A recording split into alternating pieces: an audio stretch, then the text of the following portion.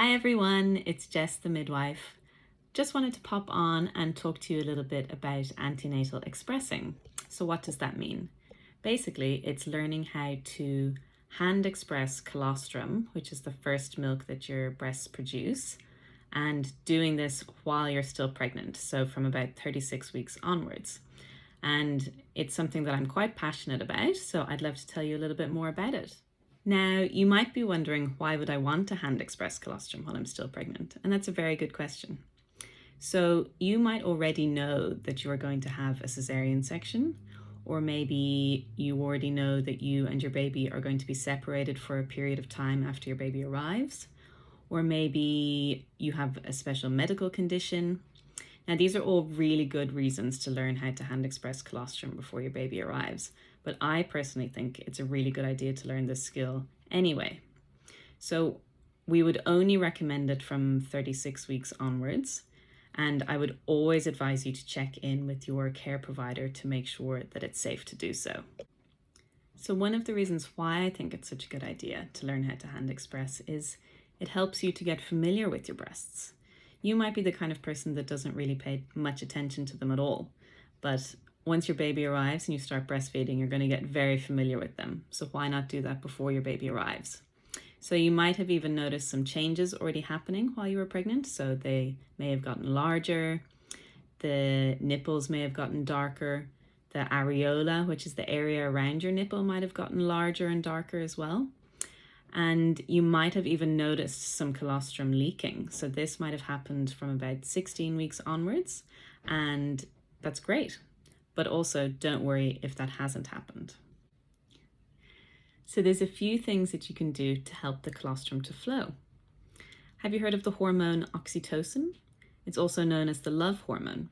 So anything that helps oxytocin to flow is going to help the colostrum to flow. So things like watching a funny movie, eating a square of dark chocolate, getting a shoulder massage from your partner, listening to your favorite music. Anything that makes you happy and relaxed is going to help oxytocin to flow.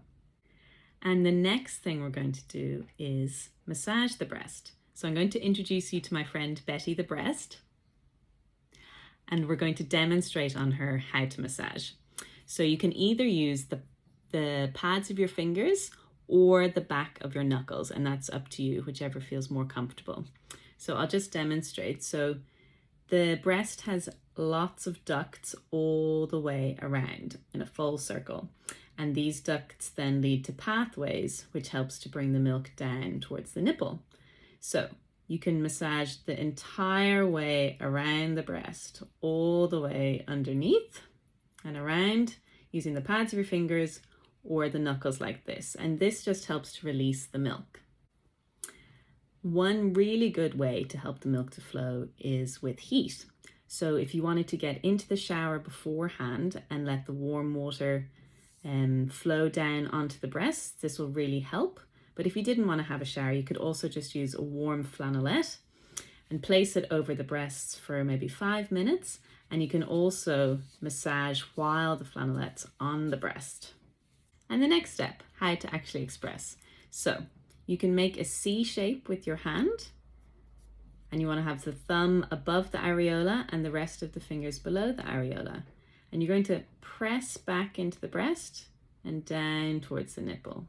Press back into the breast, down towards the nipple. And as I said, those ducts go all the way around the breast, so you can then change position, go back towards the breast, down towards the nipple, and pretend it's like a clock. You can go 360 the whole way around. Now, it might take a few minutes before you see any colostrum coming, and you might only get one drop, you might get a few drops, you might get a whole mill, or none might come at all, and that's okay. We're just practicing for when baby comes. Now, the next thing we're going to talk about is how to store the milk. So once we start to see a few drops of milk coming, we're going to need to collect it. And most people like to collect it using a syringe. Now I'm going to demonstrate a few different ways that we can do this. So as you can see, we have a drop of milk. Now we can collect it directly with the syringe, just like this. So another way we can collect the colostrum is we can take the plunger out we can place a cap on the bottom, and then we can just collect it directly from the breast. So I'll show you. So if we express a drop, and then we just collect it like this. And then once we have filled our syringe, or we've done our full 3 to 5 minutes, we can put the plunger back on, just like that. Some people might find it a little bit tricky to express into a syringe or to collect it with the syringe straight away. So what they can do is use a sterile cup and express directly into the cup and then draw it up with the syringe afterwards. And once you have collected your milk in your syringe, what you can do is put a label on it with your name and the date and the time that you collected the milk. And then you can pop it into the freezer, and it can stay in there for up to 3 months. And that is the basics of how to hand express colostrum before your baby arrives.